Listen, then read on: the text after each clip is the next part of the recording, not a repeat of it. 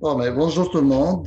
Ce mini-cours va porter sur Enscape sur Revit. Donc, Enscape, c'est un logiciel de rendu interactif. C'est extrêmement intéressant comme concept. Il est l'équivalent de Lumion. Il y a deux renderers, des engins de rendu qui se compétitionnent sur ce part de marché qui est le rendu interactif qui est capable de meubler une scène indépendamment du logiciel 3D. Ce qui fait que c'est parce que vous êtes dans Photoshop 3D, mais dans le logiciel 3D en temps réel. Donc, c'est vraiment un concept très intéressant. Vous me dites les avantages. Un des plus grands avantages de ce logiciel, c'est qu'il est capable de rendre en temps record. Pourquoi? C'est parce qu'il est tout le temps en train de rendre dans le background. Il est tout le temps en train de fonctionner. C'est comme s'il allume la scène et il attend le moment que vous lui dites sors-nous l'image et il va vous le sortir. OK? Donc, on va voir un peu comment ça fonctionne. Quand vous installez Enscape, il va se placer dans le menu de Revit. Donc, vous allez le trouver en haut, comme vous le voyez maintenant, à l'instant. Vous voyez en haut Enscape. Donc, ici, j'ai architecture, j'ai modélise et là, j'ai Enscape ici. Enscape fonctionne avec plusieurs logiciels. Donc, ce n'est pas seulement pour Revit, il est très performant avec Revit, mais il fonctionne avec SketchUp. Et comme vous, dans l'école de design, vous utilisez souvent SketchUp et Revit, c'est quasiment vos deux logiciels euh, très utilisés. Quand vous apprenez SketchUp en premier, comme ça reste attaché à vous, on dirait, c'est pas trop grave, c'est un choix, c'est pas, je ne les conteste pas nécessairement. Mais Revit, c'est sûr que à cause de sa fonctionnalité, il va complètement prendre le grand part du marché et il va être le logiciel plus dominant à cause de toutes les fonctionnalités reliées au BIM, au CAD et aux autres aspects. C'est que SketchUp ne peut pas vraiment comme rattraper pour le moment. Donc, Enscape, il fonctionne pour l'un et l'autre. Qu'est-ce que ça peut faire comme avantage? C'est que, admettons que vous avez commencé votre projet avec SketchUp, après vous avez décidé d'aller à Revit et le continuer. Vous avez fait des rendus avec SketchUp et maintenant vous voulez faire des rendus avec Revit. Vous allez avoir la même qualité, la même tendance. Ça va aller ensemble. Donc, c'est vraiment fonctionnel. Donc, une fois que c'est installé, qu'est-ce que vous allez faire? Euh, et pourquoi Revit il a un petit pas d'avance sur SketchUp avec Enscape? C'est que Enscape est capable de reconnaître les matériaux et les luminaires de Revit. Donc, juste, je vous montre à titre d'exemple. Je vais aller dans une de mes scènes ici de ce modèle. Donc, je vais ici, par exemple, dans la scène du comptoir. Donc, dans la scène de comptoir, ça va s'afficher dans quelques instants. Donc, qu'est-ce qui va arriver? Dans SketchUp, la notion de lumière n'existe pas. Donc, qu'est-ce qu'il faut faire? Il faut utiliser Enscape pour créer la lumière. Tandis que dans Revit, ce n'est pas nécessaire, c'est déjà créé. Donc, maintenant, je suis dans cette scène. Ce n'est pas nécessairement la plus belle scène. Donc, je vais un peu l'ajuster. Ou je peux la laisser et l'ajuster dans Enscape. Donc, on va voir comment le faire. Donc, tout simplement, j'ai à venir dans mon menu Enscape et cliquer sur Start. C'est tout ce que vous avez à faire. Vous démarrez l'engin. Maintenant, vous allez voir dans les bureaux que on travaille tout le temps avec deux écrans. Que ce soit avec V-Ray ou avec Arnold ou avec SketchUp ou même avec AutoCAD. Donc, on va toujours mettre les menus, par exemple, sur le deuxième écran ou mon engin de rendu qui calcule en temps réel. Je le mets sur le côté. Je continue à travailler, à modéliser et lui, il rentre dans le background. Donc, comme ça, je peux toujours voir où est-ce que je suis rendu. Lorsque je suis terminé, j'ai juste à lancer le rendu. Donc, on va donner quelques secondes pour qu'il allume. Vous allez voir que c'est vraiment pas long. Regardez. L'image finale ne sera pas ce que vous voyez sur l'écran. Donc, sur l'écran, présentement, ce que vous voyez, c'est juste un aperçu. Et vous allez voir qu'au fur et à mesure que, admettons que vous êtes en train de penser à votre projet, pendant que vous êtes en train d'y penser, lui, il continue à raffiner. Donc, à un moment donné, vous regardez, c'est tellement bien raffiné, c'est fini. Mais c'est pas trop grave, parce que lorsque vous allez sortir l'image, ça va être fait. Donc, je regarde rapidement sur l'écran de Inkscape, je regarde à droite, j'ai ici tous les outils de contrôle.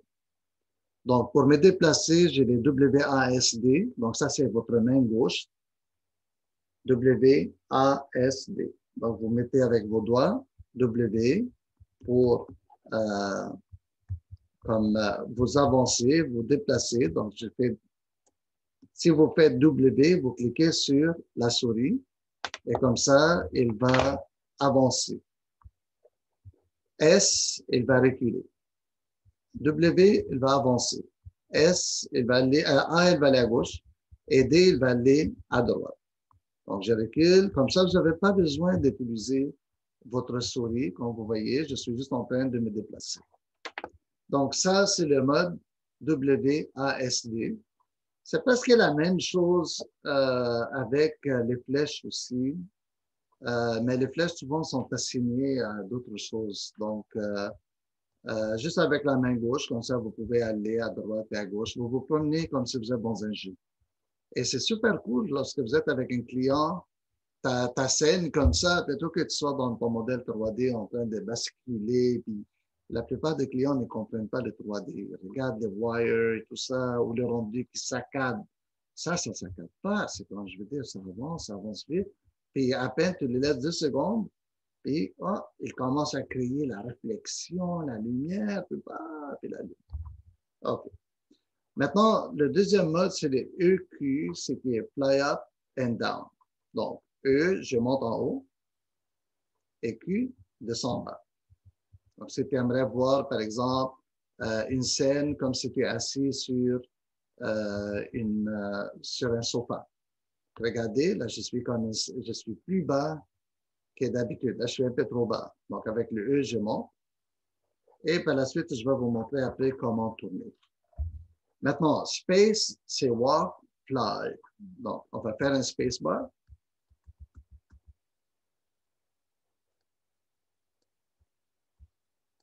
Donc, il vous permet quasiment de voler. Là, j'ai fait avec mon curseur. Je tourne avec mon curseur.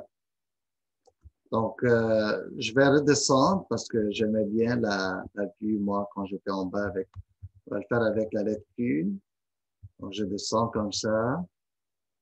OK, très bien. Peut-être que je vais monter un petit peu. Maintenant, la souris. Bouton de gauche de souris, il fait la rotation. Ça veut dire quoi? Ça veut dire que je reste à ma place et je regarde à droite et à gauche. Okay, comme ça. C'est beau ça? Juste avec ton bouton de gauche, tu tournes à droite et à gauche et rapidement regarder le bois, les grains, le plancher. Tout est beau. Le deuxième orbite. Orbite, c'est pas la même chose que rotation. Parce qu'orbite, il va te permettre de tourner autour de toi-même. Il va te permettre de tourner autour d'un centre. Donc, présentement, si tu regardes le sofa devient ton centre d'intérêt et te tourne autour. Donc, ça, c'est mon bouton droit de la souris. D'accord? Maintenant, pan, c'est le bouton, l'espèce de la roulette. Vous la cliquez, vous la gardez enfoncée et vous pouvez, comme ça, la faire ajuster. Si vous voulez, quand les lignes sont toutes croches, il est possible de les ajuster, d'ajuster votre perspective comme une perspective à 2 points de vue. Donc, vous allez en haut, ici dans l'espèce de cube, déroulé, et vous lui dites 2 points de vue. Et voilà, votre perspective maintenant, elle est toute droite. Moi, pour mes travaux, il faut toujours me remettre les lignes verticales comme ça. Vous allez toujours perdre des points lorsque vos points, votre ligne verticale sont proches. Je ne l'accepte jamais. Pas dans l'architecture. On aime faire ça dans les jeux, des choses pareilles, mais nous, dans l'architecture, on fait des perspectives à 2 points de vue. Les perspectives plongées, croches, tout ça, jamais, jamais dans la vie. OK. Là, le téléporte, on ne va pas l'utiliser. Tu cliques 2 fois, ça te permet de sauter en avant. Moi, je n'aime pas ça. Ah, elle s'en va, je ne sais pas où. OK. Donc, je vais utiliser S pour reculer. Je vais utiliser D pour aller un peu à droite. C'est très le fun de se servir des lettres et de basculer. Par la suite, le bouton gauche de la souris pour tourner. Et vous voyez l'arbre qui bouge là-dedans? Ça, c'est parce que c'est un arbre proxy. C'est un arbre Inkscape. Là, si je regarde ici, la flèche en avant avec le bouton droit de la souris dit Time of Day. Donc, je l'ai fait. Continue à avancer là. Il avance vraiment vite. Donc, Create Issue, Show BIM Data. Donc, ça, c'est une autre affaire que lorsque tu travailles avec Revit, tu es capable de voir les aspects BIM. Mais moi, je ne vais pas m'attarder sur ça. Ce qui nous intéresse maintenant, c'est vraiment le rendu. Donc, après, ici en bas, si vous regardez Close Window, Move Fast, Move Faster, Standard Views. Donc, Standard Views, c'est 8, 4, 5, 6, 2, mais il faut utiliser par le clavier qui y a ces chiffres. Je ne pense pas que je me suis jamais servi ici. Time of Day, U, I, donc ici U et I.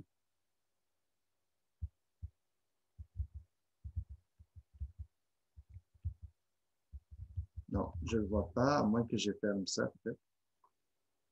Donc ici, j'ai les toolbars que je suis capable de faire toggles, d'amener certains, de les sortir. Puis, ça, c'est les contextes menus. Home, si vous cliquez sur Home, il fait Reset Sun, donc il va changer votre soleil. En passant, juste pour vous dire, votre soleil dans Inkscape, c'est le soleil de Revit. Donc, tu ajustes l'air dans Revit comme tu veux, tu retournes ici, puis c'est déjà fait. Donc, ça, c'est les fonctionnalités des bases. D'accord? Je vais maintenant aller dans certains détails. Si tu es dans Revit, tu changes ta vue, et surtout dans SketchUp, c'est encore plus visible. Tu changes ta vue, en temps réel, tu vas voir dans Inkscape que ça a changé. Donc, tu vas voir le changement tout de suite. Maintenant, je vais vous montrer quelques petits détails que nous, on se sert le plus dans notre domaine. Premier détail. Admettons que tu veux envoyer ton image rendue. Donc, si je fais le bouton droit de la souris, j'orbite. Avec la flèche ou avec le W, j'avance. Je tourne. Je trouve la vue que j'aime. Peu importe c'est quoi.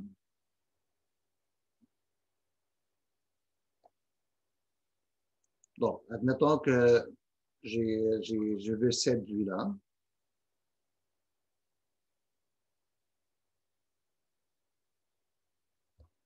Maintenant, je vais reculer un peu en arrière avec la lettre S. C'est bon. Donc, admettons que cette image, je veux l'envoyer. Là, vous allez voir que le S, il ne voulait pas reculer. C'est parce que je pense qu'il sent le mur derrière lui. Et comme tu es certain que tu veux franchir le mur? Donc, là, je vais tourner un petit peu dans ce sens comme ça pour ne pas voir la boule. Et maintenant, je vais lui dire, avant de terminer, je vais lui dire, ajuste ma vue comme tout point perspective. Comme ça, les lignes sont verticales. Je vais sauvegarder ma vue maintenant. Donc, pour sauvegarder ma vue, vous venez ici. Regardez. Vous avez ici, Screenshot. Déroulez ça.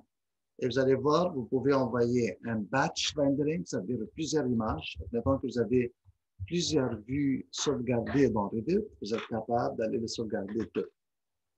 Ou vous allez dans Screenshot tout simplement, il va lancer l'image en cours. Donc, lorsque je vais dans Screenshot, je vais aller comme lui dire où placer l'image. chaque fois, il m'amène aux images de mes bébés naissants qui viennent de naître. Donc, je vais aller le placer dans mon projet. Donc, le projet. Très bien. Donc, j'ai ici dans Renders. Maintenant, vous allez remarquer une chose. Vous allez remarquer que Revit, avec Inkscape, qu'est-ce qu'il fait? Il sauvegarde les images avec la date et l'heure. Comme ça, admettons que tu sauvegardes deux images l'une après l'autre. Elles ne peuvent pas s'écraser l'une l'autre parce qu'il va toujours mettre une étampe avec l'heure. Donc, tu vas avoir toujours la date et tu vas avoir l'heure après. C'est vraiment bien. Moi, j'aime bien ce concept.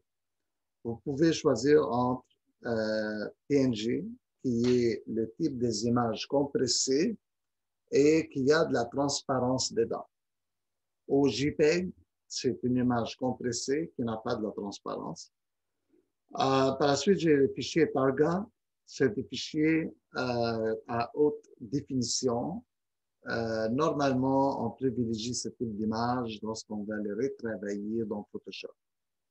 Mais on voit maintenant avec une bonne qualité de JPEG, on ne voit pas beaucoup la différence, surtout quand la définition est très grande. Donc, je vais laisser en PNG. Moi, j'ai tout sauvegardé en PNG. C'est quoi l'avantage des PNG encore avec cette affaire de transparence? C'est que l'image, elle va pouvoir informer Photoshop les limites ou les frontières du ciel pour que si jamais vous voulez changer le ciel dans Photoshop, ce sera possible. Donc, c'est une fonctionnalité intéressante. La même affaire si vous regardez à travers le fenêtre, par exemple, et vous voyez le ciel à travers le fenêtre. Donc, vous êtes capable de mettre ça sur un layer différent dans Photoshop et placer une image en arrière, un bâtiment ou des personnages. Les personnages, vous allez les placer derrière les fenêtres, ce qui veut dire que vous allez sentir l'épaisseur de la vitre. Donc, je vais lui dire sauvegarde. Et là, vous allez voir qu'il commence à l'exporter. Le temps qu'il exporte l'image, votre Revit est un peu bloqué, mais vous allez voir que ce n'est pas long. Maintenant, une chose intéressante à faire, c'est que lorsque vous ramassez, par exemple, vos 10 images, 20 images pour votre rendu final, avant d'aller voir un film ou avant d'aller dormir, faites un batch render. Là, présentement, cette image, elle est à une définition. Je peux vérifier la définition. On peut la définir dans les settings. Mais qu'est-ce que vous faites? Vous lancez un batch rendering pendant la nuit. Il va rendre toutes vos images. Regardez ça là, à la vitesse. C'est n'importe quoi, ça. C'est vraiment rapide. Donc, on va voir la qualité de l'image. Parce que c'est ça à la fin qui compte le plus, c'est la qualité de l'image. Et on va voir, est-ce que c'est présentable pour une présentation ou non? Notez bien que j'ai rien fait pour améliorer la qualité de mon image. J'ai rien fait. J'ai placé bêtement un système d'éclairage, un soleil, j'ai placé les matériaux qui viennent avec Revit la plupart du temps, et on va voir qu'est-ce que ça donne comme résultat.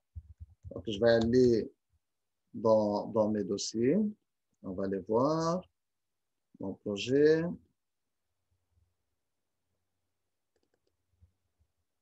Dans Rendering. Donc, c'est la dernière image qui venait de sortir. On va voir. C'est ça mon image. Donc, je vais aller la voir. On va donner quelques secondes pour qu'elle ouvre. Et par la suite, on va aller à la prochaine étape. Donc, regardez ça. Je vais m'approcher et voir, par exemple, la qualité du plancher. Donc, j'ai presque rien fait. Le bois, le tout. Si je regarde les autres images que j'ai sorties, ça, c'est juste une image noire et blanc. Regardez ça. Regardez la lumière ici. Regardez cet aspect de lumière ici, le dégradé, c'est de toute beauté. Et comme j'ai dit, ces images n'ont pas été vraiment travaillées. C'est probablement regardez la brique dehors. Ça a l'air d'une brique.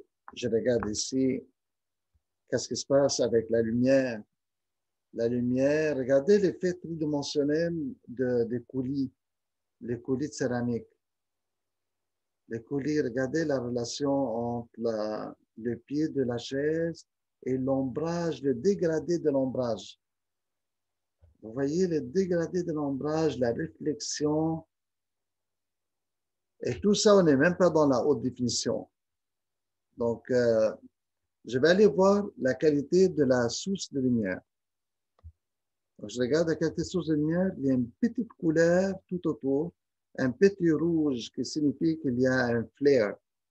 Et si je regarde dans les coins de plafond, donc j'ai comme une accumulation d'ombrage du rebondissement, au rebondissement de lumière. Donc, ça crée un dégradé pas uniforme. On voit ici, c'est quand le dégradé, il est courbé. Donc, ça crée un coin de ce type. Maintenant, regardez même autour de ça, l'espèce d'accumulation d'ombrage. Ces petits détails, dans certains logiciels, vous ne le voyez même pas. Ça coupe, ça tranche et il manque un peu de nuances dans l'image. Tandis qu'ici, les nuances sont de toute beauté. Je vais aller voir une avec la texture de bois, comme ça. Donc, je regarde la chaise. C'est sûr qu'il y a moins de lumière ici, mais quand même, le bois, on dirait que c'est une photo. Et là, il y a un peu de réflexion dans le mur, donc on sent un petit peu. Donc, si je regarde, ça c'est à l'extérieur. Justement, à l'extérieur, j'ai toujours été intéressé de vérifier la qualité de béton. Donc, je m'approche assez pour voir la qualité de béton ici. Je trouve ça bien, ça passe très bien. Je sens le béton. Et là, ici, de ce côté, je vois le granit. Donc, je pense que moi, j'aime bien ce logiciel pour le temps qu'il prend pour reproduire ce type d'image versus la qualité. Imaginez, normalement, il faut, par exemple, qu'on travaille avec un logiciel sur notre design jusqu'à peu près 1 à 2 semaines avant la remise. Et pendant 2 semaines, il faut qu'on travaille uniquement sur les images, les rendus, les plans et tout ça. Déjà, Revit est réduit ce temps de beaucoup, peut-être de 2 semaines à 1 semaine, parce qu'il est capable de sortir les plans, les coupes, les élévations et les rendus. Mais avec Inkscape, mais on vient de couper encore au moins 2 jours. 2 jours au moins, parce que les images sont... Moi, pour moi, ça, voilà, je parle comme quelqu'un qui a comme des années d'expérience dans le domaine. Et pour moi, tu me donnes ces images, lorsque le point de vue il est bien fait, lorsque le modèle est bien meublé, tout est en place. Et voilà. Maintenant, ça, c'est le premier aspect de Inkscape. Donc, l'aspect qu'on a vu maintenant, c'est l'aspect navigation et rendu. Maintenant, le troisième aspect que j'aimerais vous montrer, donc je vais réduire, et c'est ça ce qu'on fait normalement dans le travail, quand on travaille, c'est-à-dire qu'on peut faire ça petit, puis le mettre sur un deuxième écran, et là, tu travailles. OK? Donc, tu viens pour travailler maintenant. Où est-ce que je vais me placer? Moi, ce que j'aime beaucoup faire pour travailler mon modèle, j'aime aller, par exemple, en coupe 3D, comme ça. Donc, qu'est-ce que je fais? J'ai créé une boîte de coupe, n'est-ce pas? Donc, ça, vous savez, on l'a déjà fait. Et avec ma boîte de coupe, ça me permet de voir l'intérieur de mon modèle et travailler. Maintenant, voici quelques surprises. Le personnage que vous êtes en train de voir dans le modèle. Donc, regardez, je vais faire ma boîte de coupe un petit peu plus pour que je puisse voir à l'intérieur, comme ça. Le personnage que vous voyez, celui-là, ça, c'est un personnage qui vient de la librairie d'Inkscape. C'est quoi la librairie d'Inkscape? C'est une librairie, en fait, qui produit des components en proxy. Donc, Le component en proxy, c'est-à-dire que je vais aller ouvrir le Asset Library, puis comme ça, on pourra en discuter. Ce qu'ils vont faire, on va prendre par exemple un component qui a 50 000 polygones. Et qu'est-ce qu'il va faire? Ils vont produire une image. Moi, peut-être la meilleure façon que j'ai pu le rapprocher à votre compréhension, c'est ce qu'on fait avec 3ds Max et les autres logiciels 3D pour produire des environnements des jeux. Vous savez, lorsque vous jouez à des jeux 3D, vous voulez que ça aille vite. Donc, quand il y a une chaise, vous ne voulez pas que la chaise soit genre 20 000 polygones.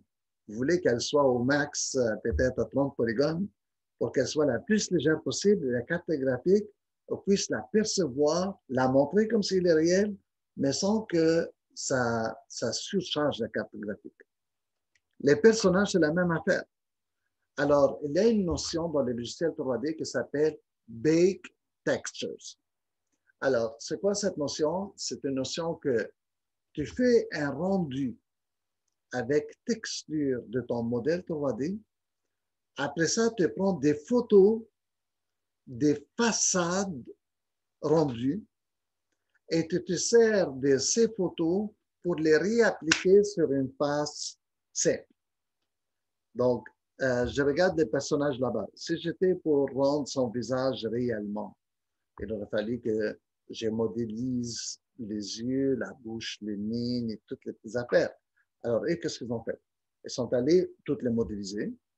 Ils ont pris une photo de sa face.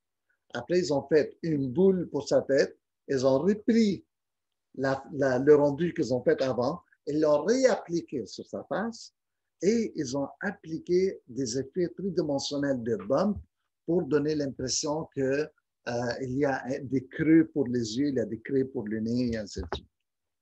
Donc, ça, c'est le concept. C'est un concept que tu rends ton modèle extrêmement plus efficace et rapide. Donc, tu prends n'importe lequel de ces objets. Si je te dis, modélise-moi ça, tu ne peux pas me les modéliser, surtout avec les petites lignes des retraits qui sont dessus. Tu ne peux pas les modéliser en moins que 20 000, 30 000 faces. Donc, ici, il ne sera pas. Donc, je vais le prendre, celui-là. Je clique dessus. Et qu'est-ce que tu fais? On va aller s'approcher du comptoir là-bas et on va le placer dessus. OK? Vous allez voir comment ça fonctionne. Vous laissez le temps de calculer pour qu'il l'amène. Donc, il est en train de ramener maintenant les matériaux, il est en train de ramener la géométrie, il est en train de tout ramener. On laisse le temps de le faire. Dans SketchUp, c'est plus rapide en passant. Donc, là, il l'amène et voilà, regardez, il l'a amené. Donc, vous avez juste à le placer sur le comptoir. Lui, il voit, il sait c'est où le comptoir. Il voit qu'il y a une géométrie ici. Donc, je vais le placer ici.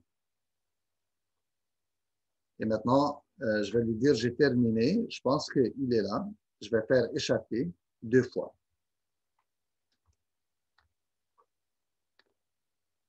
Donc, dans Revit, des fois, je sens que l'objet n'apparaît pas tout de suite, mais après, il apparaît. Je vais attendre de voir. Je vais aller chercher, par exemple, ici, dans la librairie, vous avez People, vous avez Furniture, Animals. Donc, je vais aller dans les animaux. Donc, le teapot, il n'a pas encore apparu. C'est étrange. Donc, regardez ce que vous avez. Ça, c'est cool. Donc, il y a un chien ici. Bon, donc, on va prendre ça, puisque c'est commun de le voir à Laval. Ce projet est à Laval. On va attendre que ça arrive. Là, je ne vois pas encore les tripotes là-bas. Je ne sais pas si finalement il l'a placé ou il ne l'a pas fait. Mais je vais attendre de voir. Et maintenant, on va placer ça. Ah, là, il a fonctionné. Vous voyez? Donc, ça veut dire que tantôt, mon tripote n'a pas fonctionné. Donc, je vous invite à regarder. Donc, je fais Escape 2 fois. Donc, je vais retourner dans Accessoires. Je vais chercher mon tripote de nouveau parce que je tiens à qu'il fonctionne. Et le voilà. Là, il est retourné tout de suite. Il n'y a pas pris beaucoup de temps. Ah, encore une fois, je ne le vois pas. OK. Est-ce que c'est possible qu'il est en train de le placer, si je le place ici sur la table? Non, je ne le vois pas. Est-ce qu'il l'a mis en bas? Je ne vois pas du tout où est-ce qu'il l'a mis. Ah oui, je pense qu'il les a mis par terre. Je crois qu'il faut les mettre à partir d'une perspective. Il l'a mis par terre là-bas. Donc, je vais aller chercher une perspective, je vais faire échapper 2 fois. Parce que lui, il l'a mis par terre, il n'y a pas de problème. Mais sur le comptoir, il n'a pas accepté. Donc, je vais aller dans une perspective, disons la perspective de la cuisine.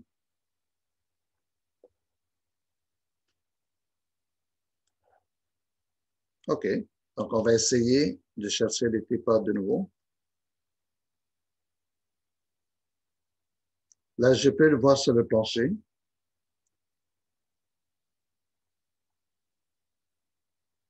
Je ne sais pas si je le vois. Non, je le vois sur le plancher. Regardez, je le vois sur le plancher. Le plancher, il est en bleu. Mais il ne veut pas voir le comptoir par-dessus. Je vais essayer de le faire ramener le comptoir en esprit. Normalement, il est supposé de réussir. Là, ici, je viens sur la table. Donc, il le voit là. Peut-être que tout simplement, je peux l'installer sur le plancher et après le remonter sur la table. Dans SketchUp, en passant, il ne fait pas ça. Il le place sur la face. Donc ça, je ne suis pas trop certain pourquoi il veut. Je vais cliquer dessus une fois et regardez qu'est-ce que je vais lui dire. Je vais lui dire Pick New Host. Ça rend. Donc, je vais dire Pick New Host. Et là, je vais essayer de lui dire de le mettre sur la table.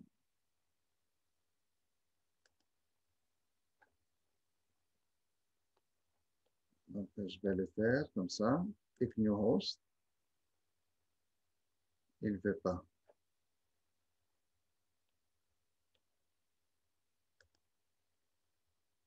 Je peux, dans tous les cas, le déplacer.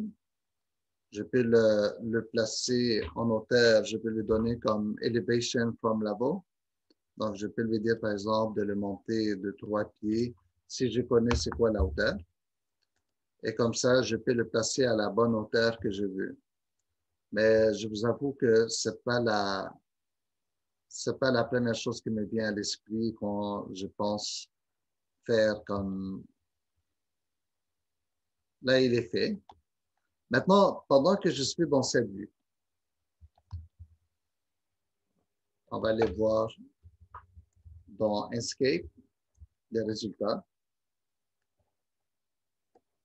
Et voilà mon flamand.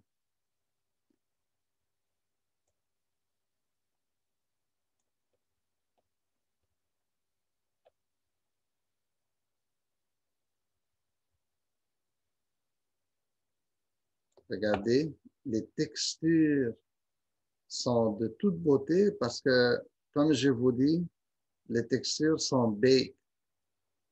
Donc, on les appelle baked, ça veut dire on prend une photo de notre modèle, on prend une photo, puis après on modélise quelque chose à peu près, puis on applique les textures de nouveau dessus.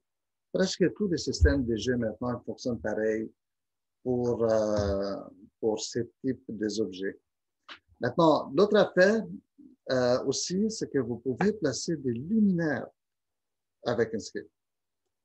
Donc, je pense que ça peut nous permettre de conclure un peu cet épisode rapide, juste pour vous donner un coup de main pour votre atelier, parce que je pense vraiment que ça va beaucoup vous aider si vous êtes capable de sortir de rendus aussi rapides.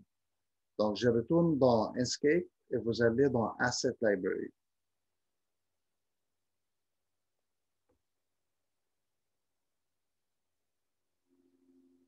OK? Et si on va aller dans Lighting,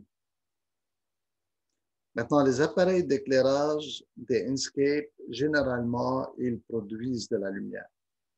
Maintenant, il se peut que des fois, on ne va pas le voir clairement. Il y a peut-être des fois certaines petites choses à arranger. Malheureusement, une fois que vous avez placé un luminaire, vous ne pouvez pas rentrer dedans et le changer. Est-ce que quelqu'un, vous savez pourquoi? Quelqu'un sait pourquoi on ne peut pas changer un luminaire Inkscape? Parce que c'est un proxy. Donc, encore une fois, c'est une approximation de la forme rendue avec des matériaux. Et par la suite, toi, ce que tu fais, applique ta lumière, fais tes luminaires vite. Mais ça, c'est juste pour donner l'apparence. Donc, tu aimes, par exemple, ces luminaires, tu veux le placer, tu le places quelque part ici. On va lui donner le temps qu'il le cherche.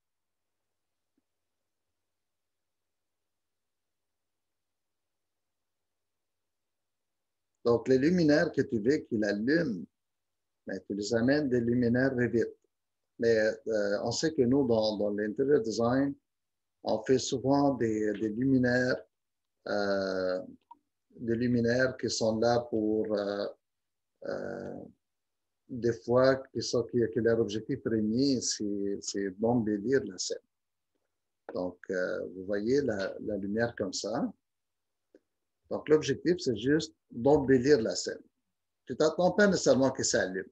Maintenant, tu me dis, qu'est-ce que je peux faire pour que je puisse produire vraiment de la lumière à partir de ce luminaire? Donc, on va voir, par exemple, maintenant, je vais lui dire qu'on est pendant la nuit, par exemple. Donc, je vais aller dans le soleil et je vais lui dire, je vais changer l'heure.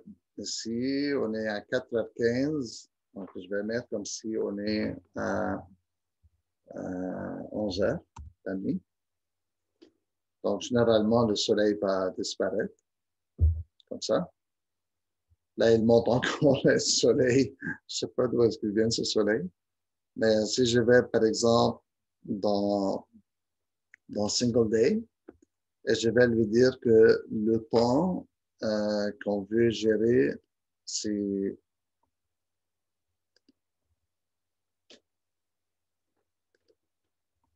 comme ça, donc PM. Time interval, ça c'est pour une journée complète.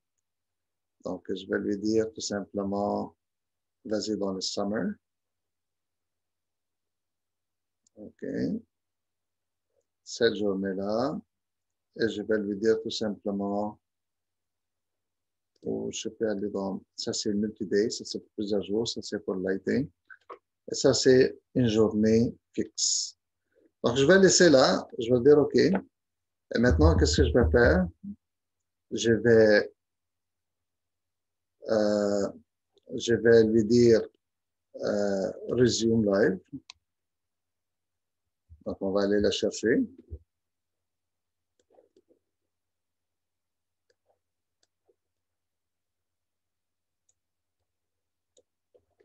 On va le chercher ici. En direct, on est encore pendant le jour. Des fois, il faut arrêter le renderer et le repartir.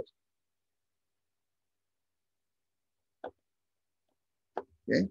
Donc, si j'ai fait le tour rapidement de toutes les informations que j'ai ici, ça c'est pour les annotations, ça c'est pour le fichier BIM. Donc, si tu peux lui dire, tu peux vérifier qu'est-ce que tu as comme élément BIM.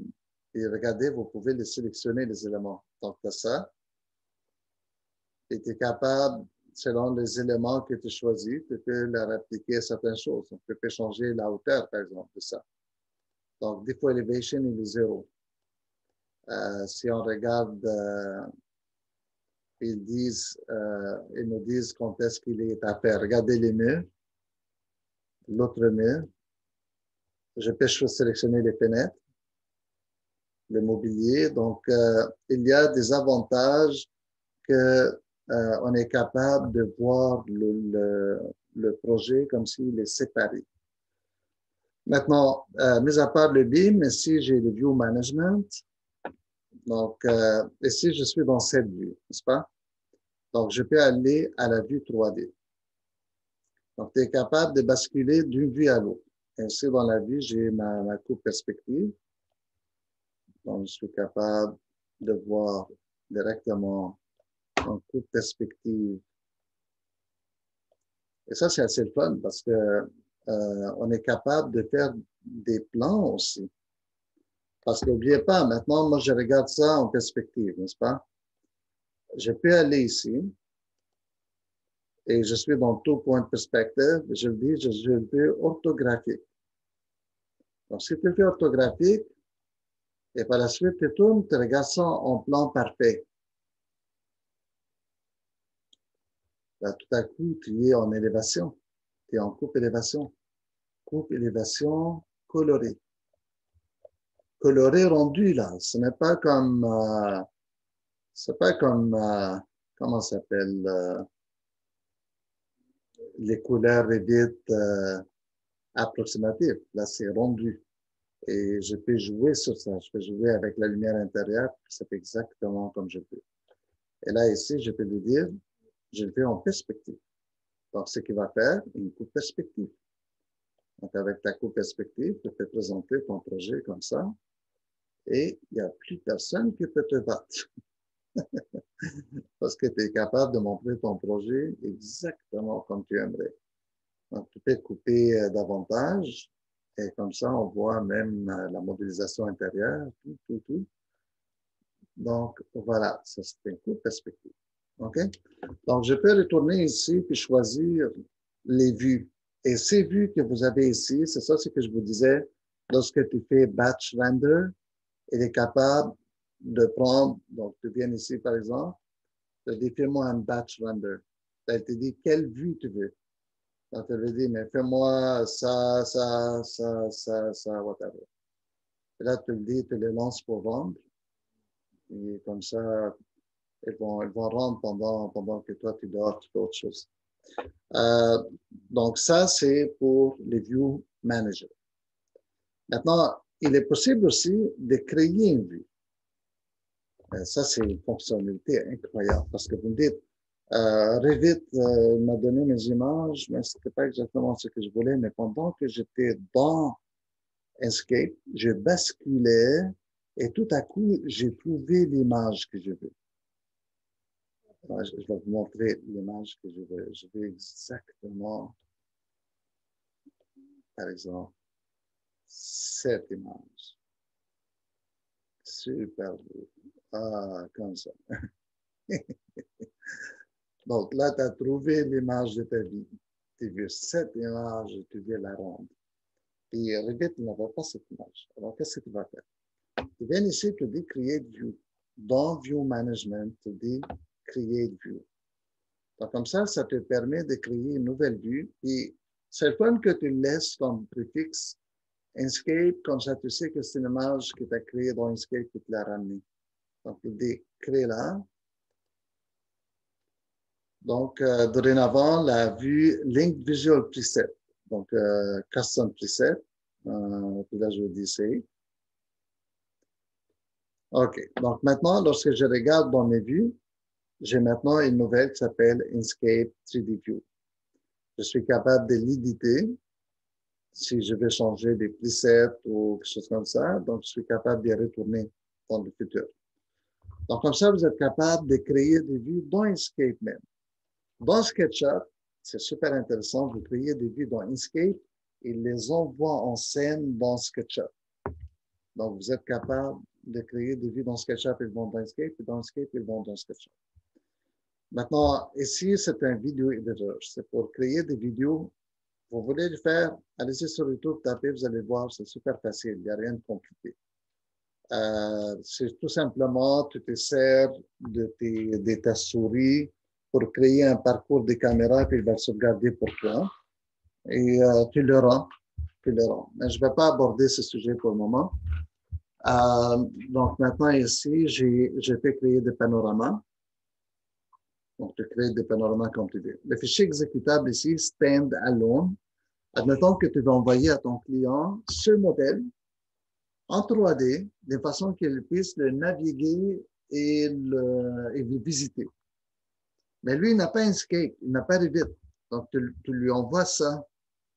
Tu crées un fichier exécutable qu'il serait capable, donc je vais le lancer ici, il sera capable de les visiter tout seul. C'est un stand-alone. Tu peux remettre ça. Admettons que vous me remettez un travail, vous remettez comme un stand-alone. Je le reçois comme fichier exécutable, je double-clique dedans, puis je rentre dedans. Et ça va être le futur. Le futur, nous n'allons pas faire des images fixes parce qu'une image fixe n'exprime pas la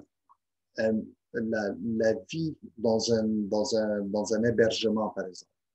Alors, si tu fais des condos, tu fais des hébergements, tu envoies à tes clients un stand-alone. Et il clique, il rentre dedans, puis il les visite. Et comme ça, il peut te dire, OK, j'aime ça ou j'aime pas. Mais plutôt que d'envoyer des images fixes qui ne représentent pas nécessairement la réalité. OK. Souvent aussi, des images sont retouchées dans Photoshop et tout ça. Je pense que ce qu'on vient de voir, c'est les aspects globaux d'Inkscape. Il restait peut-être une question. Pendant ce temps, si vous avez des questions, je peux répondre à vos questions pendant qu'il a fini de calculer. Pas de questions. Donc, je vais aller chercher l'exécutable. Regardez comment il est fait. Il est fait comme un fichier exécutable. Tout simplement, tu double-cliques dessus. C'est 125 MB quand même. Donc, tu ne peux pas envoyer ça par email. Tu le mets sur un Google Drive ou quelque chose comme ça, puis tu le partages avec ton client. Et la beauté de ça, c'est que quand tu le partages avec ton client, c'est que ce n'est pas un vrai 3D. Il ne peut pas se servir de ça pour donner, par exemple, à un autre architecte qui va l'importer dans son modèle 3D et comme ça, tu vas perdre ton original. Ça, ce n'est pas récupérable en tel quel. C'est juste un élément de présentation, pas plus. Donc, pendant le temps qu'il load, donnez-moi une seconde, s'il vous plaît. Alors, comme vous pouvez le constater, le modèle que vous donnez à votre client ou à votre patron ou autre, c'est un modèle 3D. Hein? Regardez, il y a le soleil là-bas, c'est tellement beau. Et vous voyez les arbres bouger chaque fois, parce que c'est des arbres Escape. Donc, je vais utiliser le W pour avancer.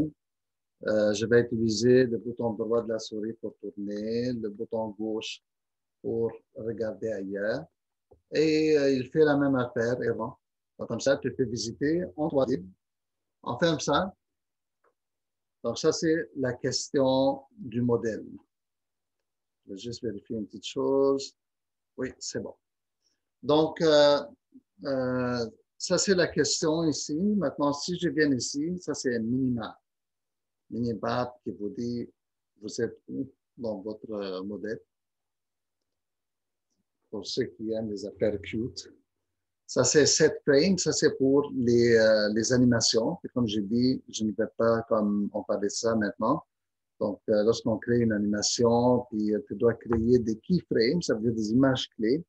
Et le logiciel 3D, il va créer l'interpolation entre les images clés pour créer une animation. Donc, toi, tu lui dis, par exemple, au temps 0, j'étais ici. Au temps 2 secondes, je suis rendu là-bas. Et ici, je regardais vers l'avant. Là-bas, je regardais à droite.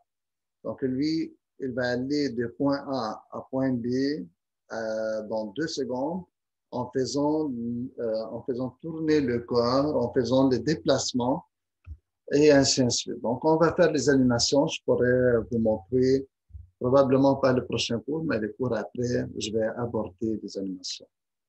Donc, par la suite, ici, je retourne. J'ai ça, on a déjà vu, que je peux regarder en perspective, en tout point de perspective et en orthographique.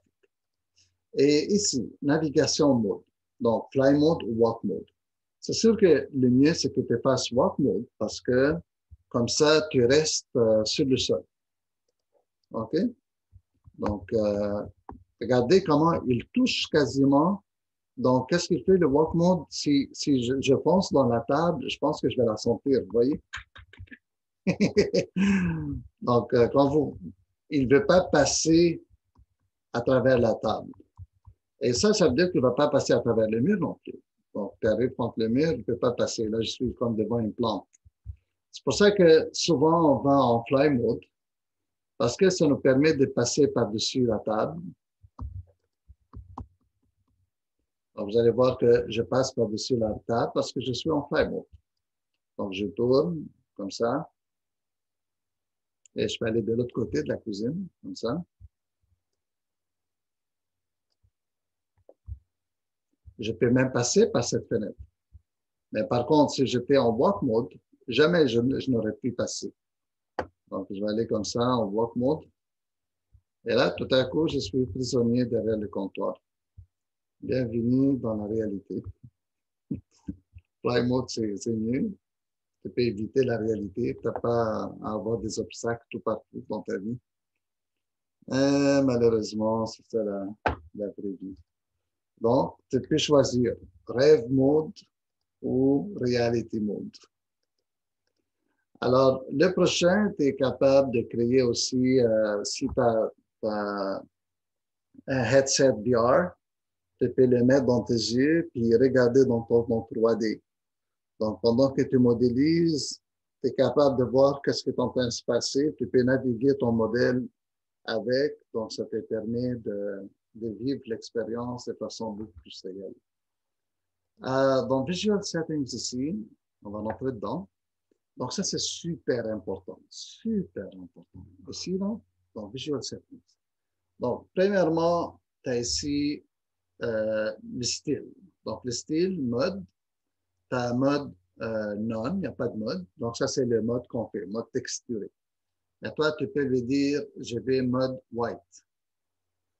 Et là, tu peux ressortir les outlines. Donc, regardez les lignes outline ici. Donc, vous voyez en temps réel, hein? C'est vraiment cool. Regardez les arbres dehors. Wow! Vous voyez les arbres? C'est fou. C'est fou, c'est fou. Et le soleil là-bas. Hein? C'est complètement dingue. OK. Donc, vos outlines ici, plutôt que ce soit des mêmes, mais vous pouvez les descendre. Vous imaginez que maintenant que les gens qui font des animations cartoon, qu'ils n'ont pas la vie aussi compliquée que vous pouvez l'imaginer. Ils ont des logiciels de ce type qui font eux, leur 3D, ils le font bouger, puis après, juste, ils ont ce qu'on appelle un shader qu'ils appliquent sur les cartoons pour qu'il ait un effet cartoon. Donc, ils ne vont pas aller tout redessiner, tout faire par eux-mêmes. Donc, ici, tu as les shaders white, tu as, ça c'est polystyrène. Donc, ici, j'ai la transmission de 50%. Donc, je vais aller dans transmission plus élevée. Et vous avez les outlines, comme on l'a dit tantôt. OK. Donc, ce que je vais faire, je vais aller dans Light View. Light View, c'est vraiment intéressant parce que ça peut vous créer une simulation d'éclairage où la couleur, regardez ici, le bleu, c'est 170 lux et le rouge, c'est 87 000 lux. Donc, avec ça, tu es capable de savoir, par exemple, c'est quoi les niveaux de luminosité qui est dans ta pièce. Par exemple, sur cette table, je suis en vert, ce qui veut dire que je suis en mode quand même assez élevé en luxe. Il y a assez d'éclairage. Donc, vert, ça fait que c'est très visible. Maintenant, c'est quoi l'avantage de faire ça? Je vais retourner regarder de l'autre côté. L'avantage, c'est que ça peut me permettre de savoir si mon éclairage est assez bien équilibré ou non.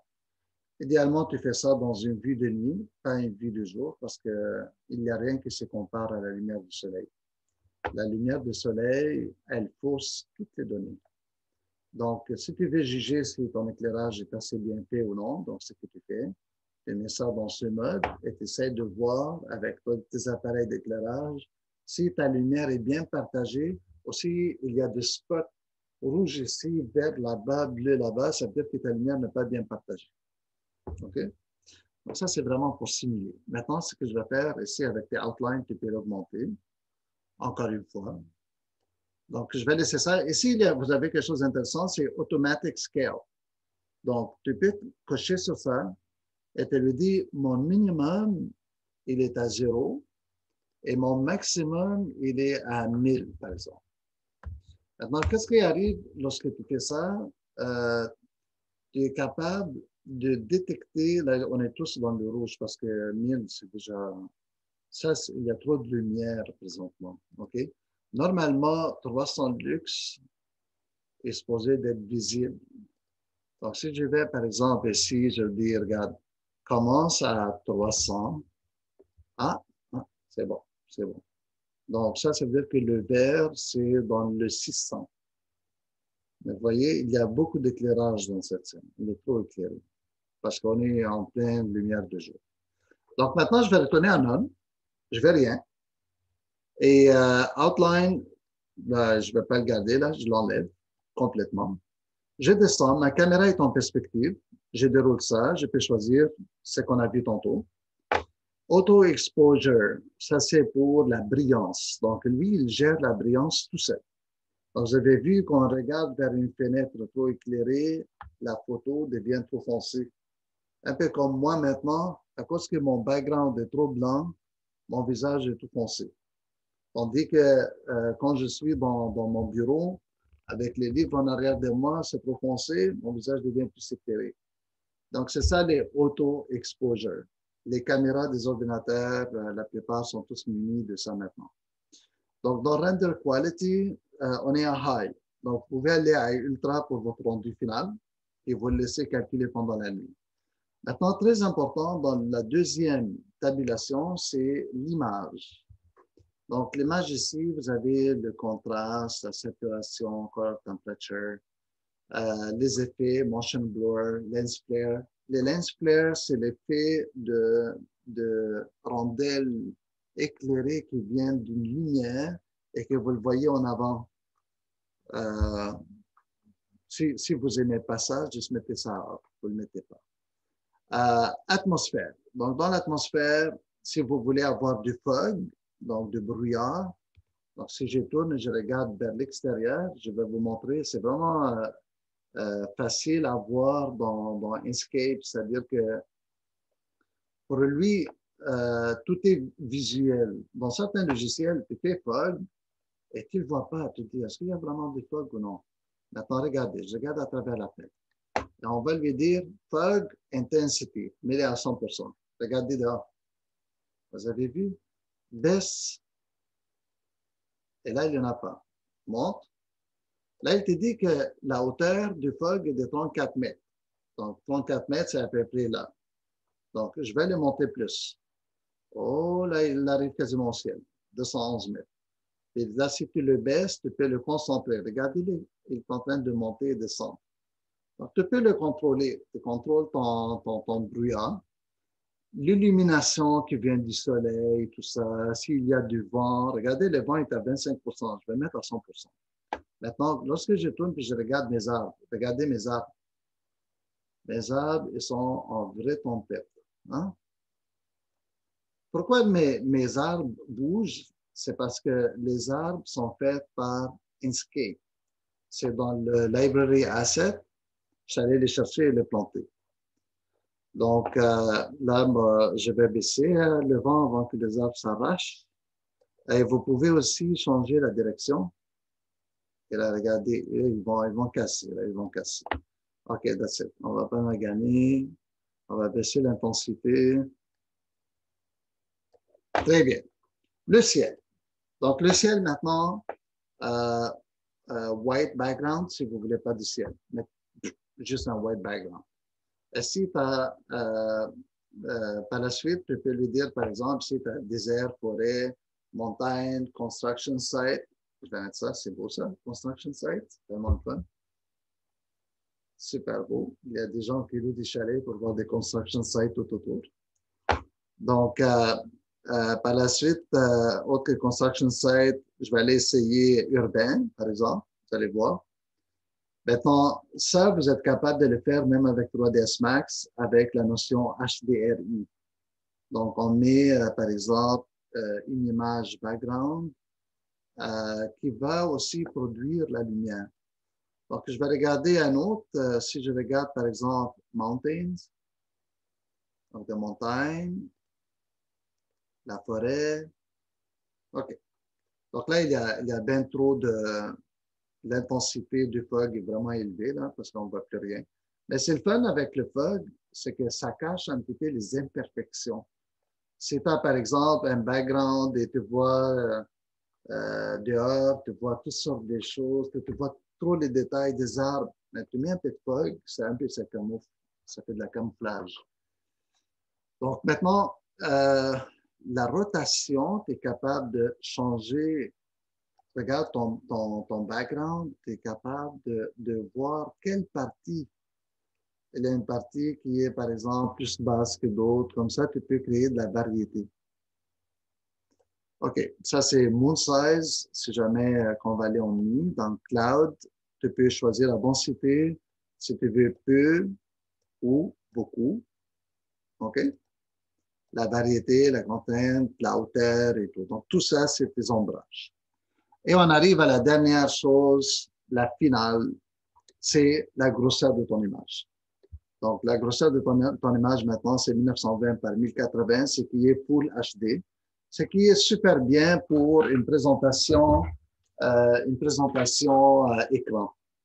Tandis que si vous voulez imprimer, alors qu'est-ce que vous faites, dépendamment de la grosseur de votre impression? Si vous imprimez une image sur 11:17, alors qu'est-ce que vous faites?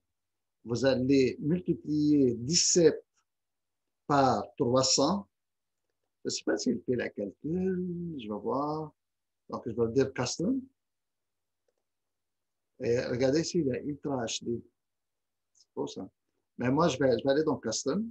Et disons que je vais faire 11 par 17, pas de bordure.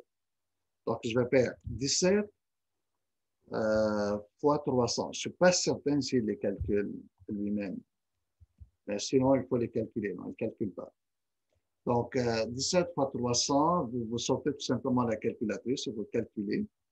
C'est comme ça qu'on le fait, si jamais vous n'avez pas encore appris comment le faire. Donc, je vais aller chercher ma calculatrice. Donc, vous calculez avant sur votre présentation imprimée. C'est quoi les dimensions en pouces? Et après, vous choisissez votre imprimante, c'est quoi sa résolution. Donc, si c'est 17 à une résolution de 300 dpi, ça veut dire 300 points ou 300 pixels par pouce carré. Donc, ça me donne 5100. Donc, écrit ici 5100. C'est sûr que ça va être une image longue à faire. Et après, l'autre, on a dit 11 par 17, donc 17 par 11. Donc, je fais 11 fois 300. Ça va être 3300. Donc, on va écrire 3300. Et ça va faire la grosseur de votre image. C'est une grosse image. Par la suite, vous choisissez en quel format le sauvegarder. PNG, c'est super. Parce que tout ce qui est en arrière va rester transparent. Donc, dans Photoshop, tu peux le sélectionner. Tu peux l'effacer. Tu peux mettre quelque chose d'autre. Et tu lui dis où est-ce que tu veux qu'il le sauvegarde. Default folder. Donc, comme ça, quand tu fais ton batch render, il va toutes les mettre au même endroit. Le lendemain, tu viens, tu le trouves au bon endroit. La vidéo, on s'en fout pour le moment et les panoramas, on n'a pas fait. Mais vous pouvez faire les panoramas, c'est facile. C'est juste une image. Et tu dis résolution normale, high ou low. C'est tout. Donc, ça, là, on a fait le tour d'Inkscape. C'est le logiciel un peu super utile, super pratique. Donc, ça, votre visual settings sont ici. Et ici, votre renderer Windows. Ici, c'est juste pour activer c'est des petits affaires reliés aussi aux hotkeys. Donc, votre shortcut. Donc, 3D TV Stereo Mode, Sound, si vous voulez des sons. Je ne sais pas en quoi qu'est-ce que ça fait. Si les arbres, lorsqu'elles bougent, elles peuvent faire du bruit des arbres. Je ne sais pas si c'est possible. Mais ça peut être fun. Donc, ça, c'est notre wind. Allez, je vais entendre la tempête. J'entends rien. Probablement, c'est juste des bruits de logiciel. OK. Donc, si vous avez une question, je pense qu'on a couvert la matière vraiment bien, vraiment vite. Donc, si vous avez quoi que ce soit à savoir, je vous encourage fortement à faire votre projet avec votre projet de fin de session. Donc, posez vos questions si vous en avez.